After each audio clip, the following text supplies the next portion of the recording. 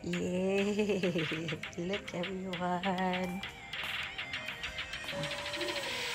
Ang ganda naman! Hello guys! Good morning! It's been so long since siguro last akong nag-upload ng vlog natin. Grabe yung pagka-overwhelm natin sa life, no? Sobra talaga namin daming ganap at tapos hindi ko na alam kung saan ako magsisimula. Tsaka gusto ko talaga mag-vlog, kaso nga lang, para bang wala din naman akong time mag-edit. So, actually, marami akong na videos, pero parang sinasabi ko na lang lagi na, ay, wag na lang. Namaya ko na lang yan siya i-edit. Kasi, sobrang dami. Parang nagsunod-sunod na yung mga events ng buhay namin. Para din akong nag-rest na lang din. May mga events talaga na gusto mo lang talagang namnamin. Parang i-treasure na lang siya dahil gusto mo na lang siya maging private. Kasi yung moment na yun, alam mo na hindi na yun babalik. Kasi pag alam mo na may camera, at saka yung mga vlogger talaga, para kang very conscious ka dahil alam mo may camera, so mag-iisip ka. So ngayon hindi ka na magiging ikaw din most of the time. But kapag ka lagi-lagi mo namang ginagawa, ayan, masasanay ka din naman. But sa case ko, lagi kasi ako kasi yung tipong tao na parang laging nagmamadali. Gusto ko maraming nagagawa sa araw kaysa maupo na mag-edit. Kasi kapag ka nag-vlog ako, so meaning it will take so much time, and then meaning kunti lang magagawa mo sa araw kasi ang pag-vlog talaga ganun talaga siya. So kailangan talaga ng oras, kumakain talaga ng oras, dapat marami kang oras. Ako marami akong oras, pero marami din talaga akong mga gawain, ginagawa, at saka gusto pang gawin. So yun ang nangyayari sa buhay ko. Anyway, I have decided to vlog today. It's because bukas kasi is my son will turn 4 years old, and you know, time flies, di ba? Parang kailan lang feel ko na, ay, parang kailan lang nanganak ako ba bago lang panganak yung baby boy ko. So may nagtanong sa akin na bakit wala na daw siya, hindi na daw ako nag-vlog, at saka bakit hindi ko na daw bina-vlog yung anak ko bago tayo mag-chika. Bakit napakadaming ganito? Hindi ako nag-vlog, it's because yun nga, ninanamnam ko yung time na andito kami sa bahay, yung private moments namin, na kami lang, na kung anong mga pangyayari, na kami lang din. And then my son, he is getting bigger and is getting very talkative na, at saka very smart, parang alam na niya yung kung mga pangyayari. So every time mag-vlog ako or mag-take photos, bigla niya sasabihin niya lagi sa akin pala na, Mami or Mama, can you please don't take photos or stop taking videos, ganyan. So, you know, hindi lang siya sa isang mga pangyayari, hindi siya isang beses lang nangyari, kundi many events na. So, I was observing him na he doesn't really like the camera. And sometimes lang, minsan pag nauuto namin, so minsan naman may time talaga nauuto, gano'n naman yung mga bata, no? But most of the time, nakikita ko sa kanya, so tayo mga magulang, we have to be very observant sa ating mga kids kasi para masaya yung anak mo, maging masaya ka din. So tayo naman kasi kapag masaya yung loved ones natin, masaya din tayo, mas maging masaya tayo. That's what I have observed from my son, na parang ayaw niya yung camera. So lagi sinasabi, Mami, please stop taking videos, stop taking photos. Kaya parang inano ko na lang na din na, oh sige, I need to stop na. Kasi yun na, namnamin natin itong moments na to. Kasi mabilis kasi yung araw, time flies talaga. Biruin mo, feel ko lang na nabuntis ako, hindi ko nga akalain na mabubuntis ako, or ayan, magkaanak pa, or something like that. And then, now, ayan, he will turn 4 years old tomorrow. So I said, okay, this time, mag-vlog tayo. And to all the viewers na andyan pa, maraming salamat. So, ito pa din ako, ganito pa din. Mahilig pa din sa t-shirt, mahilig sa leggings. At mahilig pa din kumain. Minsan, mga payat ng bongga. Minsan naman, ngayon naman ay tumataba kasi si Asoka naman kasi, siya yung tipong taong talagang mag-enjoy ka, enjoy what you're doing. If you like food, enjoy it. And then, if feel mo na hanggang dito na lang, kailangan hindi ka na tumaba ng bongga kasi mabigat ka na, then you have to cut down and then do something about it. Exercise and cut your food intake. So anyway, galing kami sa Vietnam. We've been in Vietnam for I think almost a week. Vietnam is the second largest coffee producer. Sa mga taong hindi nakakaalam, talaga ang Vietnam ay super duper sarap ng kape doon. Grabe. And then, actually, last few months, pumunta kami ng Da Nang, which is Vietnam pa din. Pero ibang island din siya. Parang ganun lang. Manila, Cebu to Davao, parang ganun lang. And then, in Da Nang, medyo nagustuhan yung food doon. So, I had that parang naano ko na yung Vietnam na hindi pala masarap ang pagkain ng Vietnam, but I was wrong. I'm so sorry. Kasi pumunta ka ng Vietnam, super duper yung experience namin, and we stayed in Hilton Hotel. So you guys, if you want to go to Vietnam, please stay in Hilton Hotel kasi grabe ang hotel doon. Very strategic yung lugar. So paglabas mo pa lang sa hotel, dami mo nang kakainin, daming coffee shop and everything, andun na din. And then you know what, the thing that I really fell in love about Vietnam is yung history nila. So, ngayon na-realize ko na if only I could turn back time, parang sana nag-pay attention ako sa history na subject. Kasi medyo boring, di ba? But of course, as you grow older, parang gusto mo na din malaman kung ano yung history ng mundo, no? But Vietnam has one of the best history in the world. Yun sila. Grabe yung war doon. Doon kami. We've been to the tunnel. I've experienced that. So, actually, I was also vlogging, but not really much. Kasi parang hinamnam ko yung time na nandun ako sa Vietnam, na kung gaano kaganda yung history nila, kung gaano kaganda yung culture sa Vietnam. So, tingnan nyo guys, na I'm having a goosebumps kasi grabe talaga guys. Pumunta kami ng museum kung paano nila finite yung bansa nila para makuha lang yung independence nila.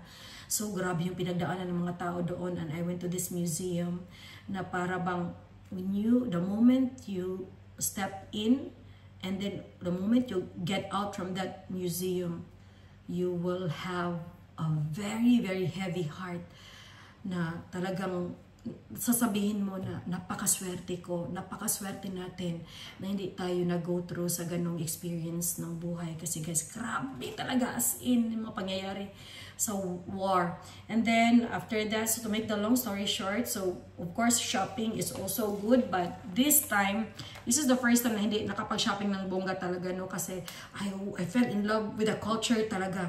And then the history, so yun talaga, grabe, na-amaze ako sa sarili ko for the very first time. Na-amaze ako dahil gusto ko talaga yung culture at saka yung history. Parang gusto kong study at saka gusto kong i-experience. So that's why we went to some good places sa history nila. And then, we also had a very good tourist guide. Super, sa buong buhay ko, yun talaga yung taong yun ang pinaka-the best. Very energetic, enthusiastic. Lahat talaga, very positive, very knowledgeable, everything. So, after that, of course, namili kami kasi nga second largest coffee producer. So, I had a lot of coffee. As you guys knows, kami talaga ni Asoka, we love coffee so much. So, we bought a lot of this coffee. Yung isa Arabica, Robusta coffee. So, Vietnam specialty coffee. And ito namang isa Arabica coffee. So, hindi ko pa siya na-try, but I will going to try it maybe another time. And then, ito din yung mga, kung baga sa atin yung mga, ang tawag doon, yung mga peanuts na sweets. So, ito yung mga sweets nila, but good for, if you like tea, it's good for tea. And if you love coffee, yeah, it's even better. And then, of course, kanina din, it's because tomorrow is my son's birthday. Kaya namili din ako ng mga, ito na lang yung mga pinamili ko kasi siguro we have 70 guests tomorrow. And then, yung nag-prepare na din ako na itong mga plastic plates, plastic plates.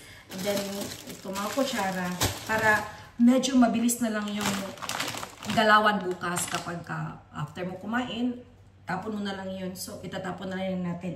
So, yan ay easier. So, these are the things na binili namin doon sa Vietnam. And then, marami din akong i-unbox pa. But, kanina, sa maaga kami pumunta, nag-breakfast muna kami. Punta kami, kumain kami ng dim sum.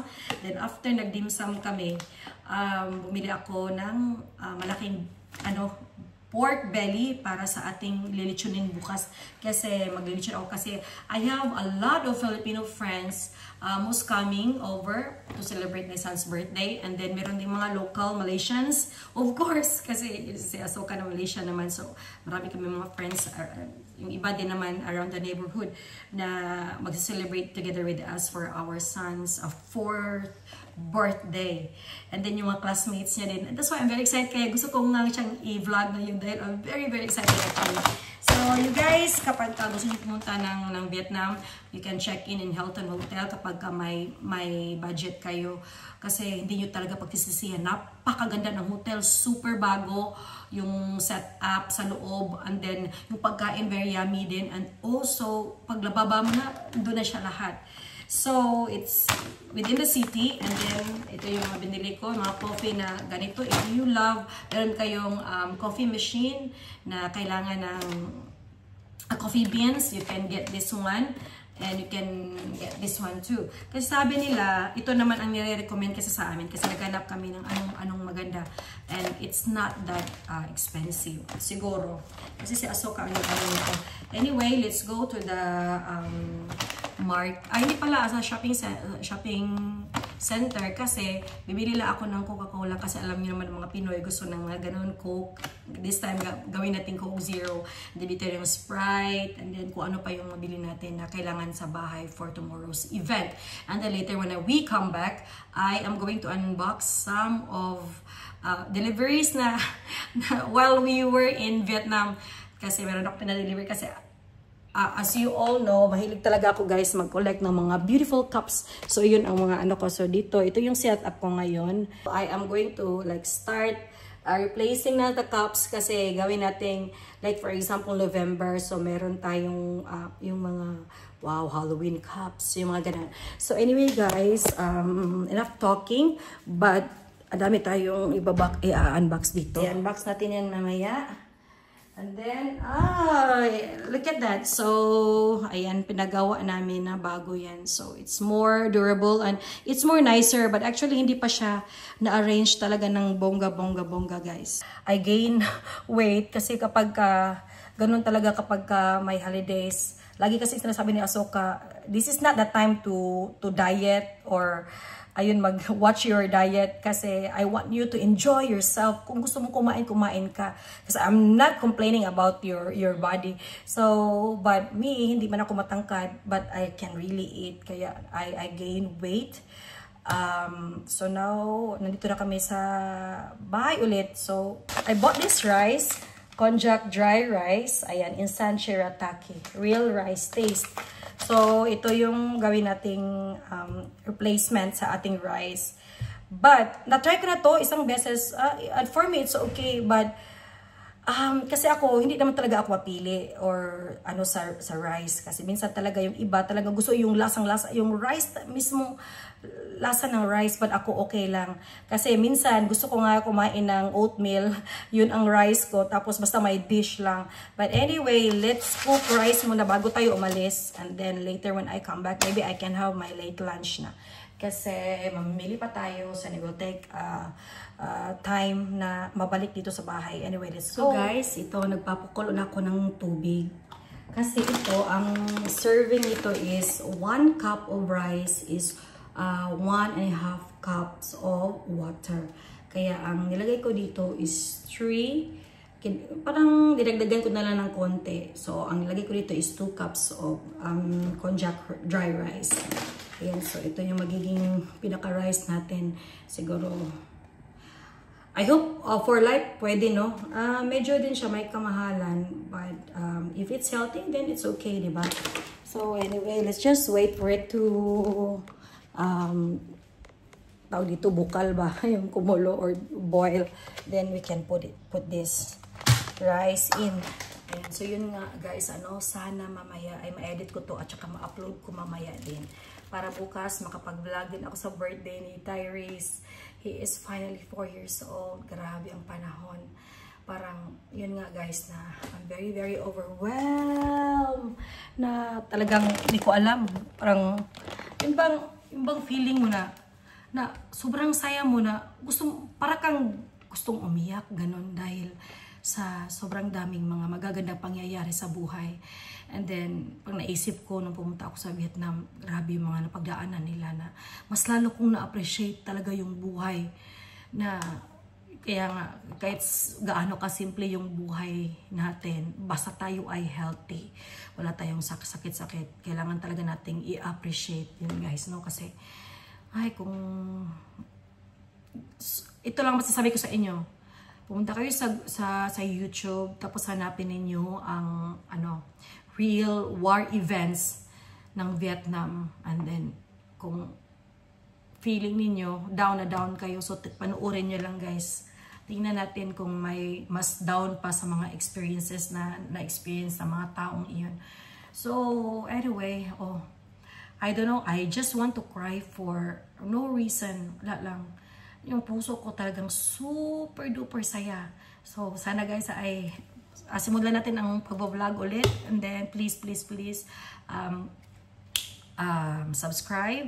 And maybe you can comment. Yun, pag nag-comment kayo, at masaya din talaga kapag nag-comment kayo kasi nababasa ko yun kasi binabasa ko naman talaga yung mga comments. And also, ayun, masaya pa din ako kasi yung mga tanim ko, grabe ang mga bulaklak nila.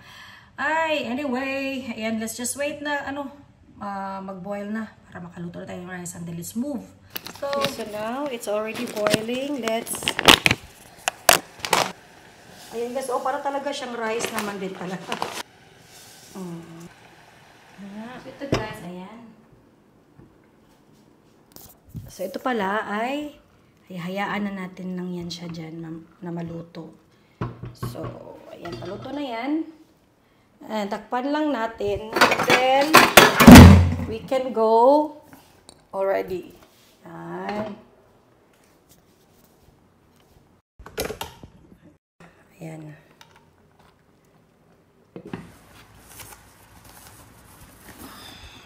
Bag natin. So, kailangan talaga natin magdala ng bag. Kasi kapag hindi ka na magdala ng bags, ayan, magbabayad ka ng plastic at saka it's not nice na. Diba? Plastic lagi. So, meron naman, napakadami na ng bags. So, this is very, very comfy and ayun, mas maganda sa plastics. Yun. So, guys, ito pala ang mga tanim ko ngayon.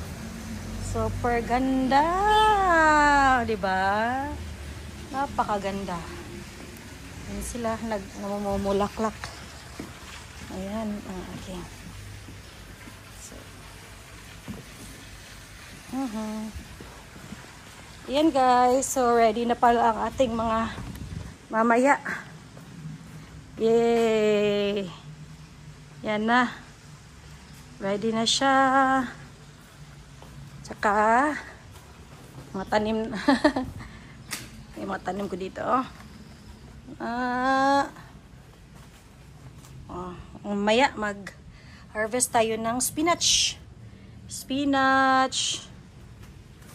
Okay. So, ito yung mga pinagkakaabalahan ko na sobrang sarap sa pakiramdam. Yung mga tanim ko. Kapag ka namunga or namumulaklak, ang sarap talaga sa pakiramdam. Anyway, let's go. Napakainit, grabe. Woo!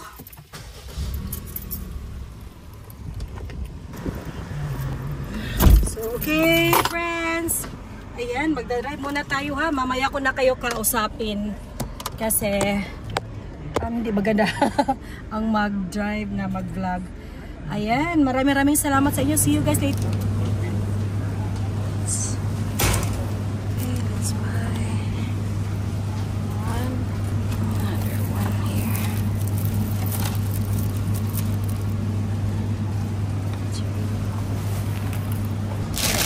Kangkong, magluto tayo ng kangkong mamaya. Okay, it's gonna go in. Let's just put this too para makapag. This is also important. Okay, this one is nice. Okay, let's take this water leaf. Super duper yummy. Let's get one. Okay. Here, the Coca-Cola station. Let's Let's get 1, 2, 3.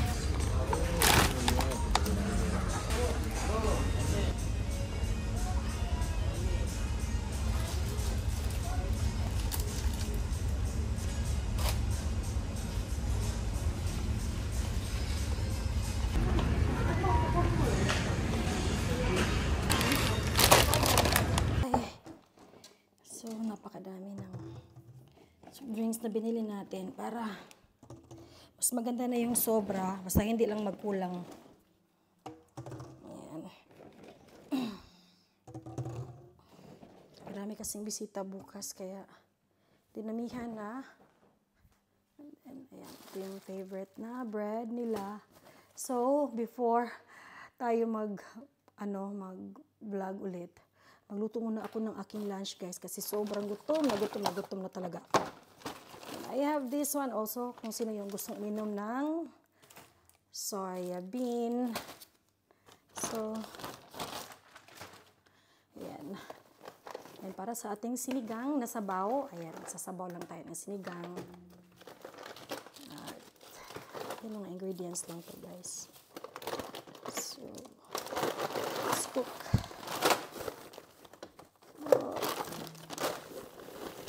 Okay, it's enough. Luto muna tayo. Luto na tayo ng ating paksiw, isda. And then lalagyan natin ng ating asin. Masarap din yan natin ng asin. And then, ating seasoning. And then, suka. Suka, mga kababayan. Suka. Maraming suka, mas masarap. And then a little bit of soy sauce na lang. Konting sauce, konti lang, friends. Yan. Tapos lagyan natin siya ng tubig. After tubig, ay lagyan natin ng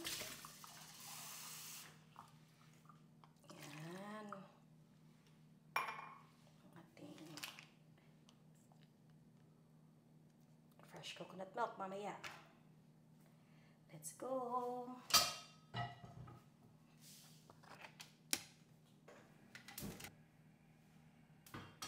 Ayan. Finally, we put our coconut.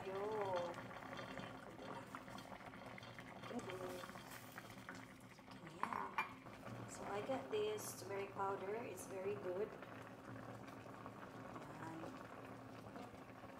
Olive oil. Sinabi ko sa inyo, guys. So yan po, ito pong rice natin. Ito mo sa kukarista. Kain. Finally.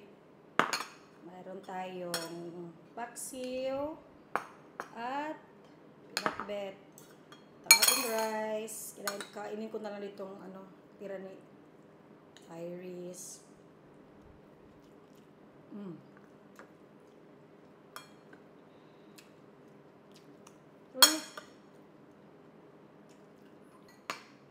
Super init na yan. Naiwan na nag-i-off. Or, agi-on na sa di mo na. Okay, mag-iber. saan tayo?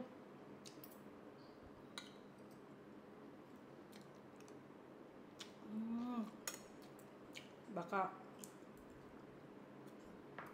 Naghapla na, nibangon na, na-off na. yeah.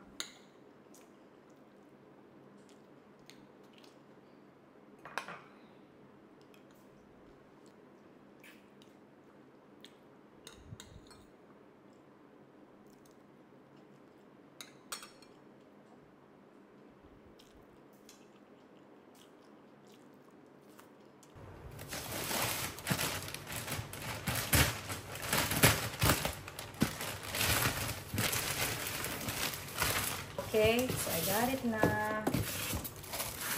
This is nice for my makeup brush.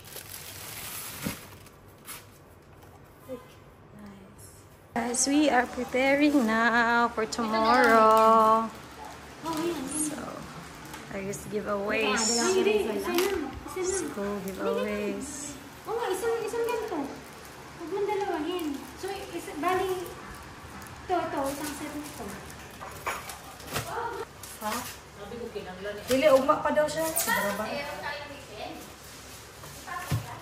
Ready for Christmas. Yay! Look! Ang ganda. Wow! Yay! Look for Halloween! Yes!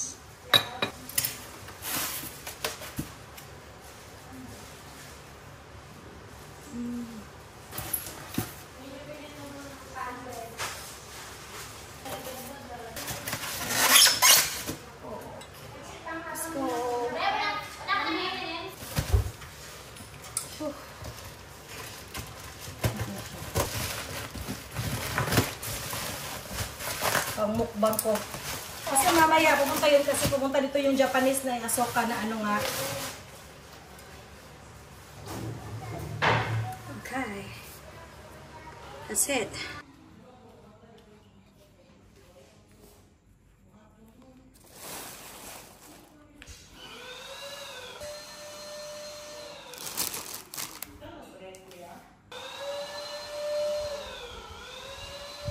Now, the moment of truth. Yay! Look, everyone.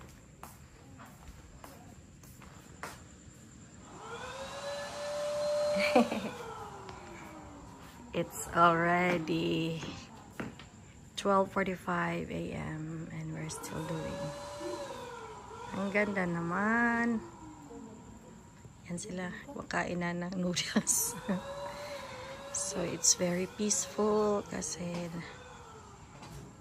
napakadilim na. Of course, very magandang umaga pala. It's 12:45 midnight. Ayan ang aking mga kakwasa.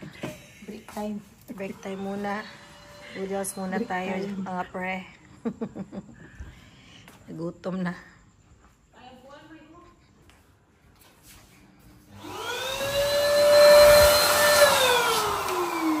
Wow, assistant. Galing. Pwede na kaming mag-ano ng company. Yes, pwede na. Pwede na kami ng mag-ano ng company, guys. So, if you want this So, hi guys. Matulog muna ako. Bukas na lang natin complete lahat. Bye!